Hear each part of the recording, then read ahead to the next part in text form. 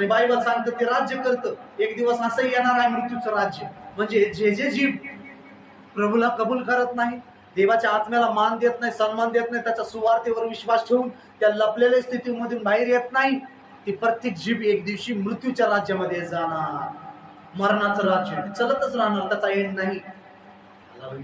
मृत्यूचं राज्य, जसं 5-5 वर्षाला सरकार येतं का नाही, 5 वर्ष ह्या कलरचं राज्य असणार, 5 वर्ष त्या कलरचं राज्य असणार, त्याची सत्ता असणार, ते ऑफर देणार. ह्या राज्यात आम्ही 5 वर्षात असं केलं, आम्ही 10 वर्षात असं केलं, आम्ही एवढे अनुदान आणलं, एवढे काय काय सिस्टम आणलं.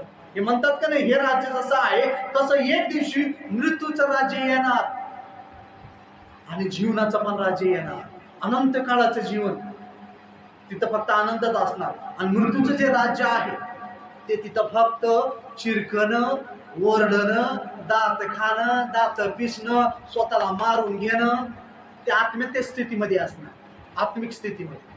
कारण इथं आपण देवाच्या राज्यामध्ये, देवाच्या कामामध्ये, त्या राज्याला काही काम केलेलं नाही, त्या देवाच्या सुवार्तेवर विश्वास ठेवून जगलो नाही, तर आपण एक दिवशी मृत्यूच्या राज्यामध्ये जाणार.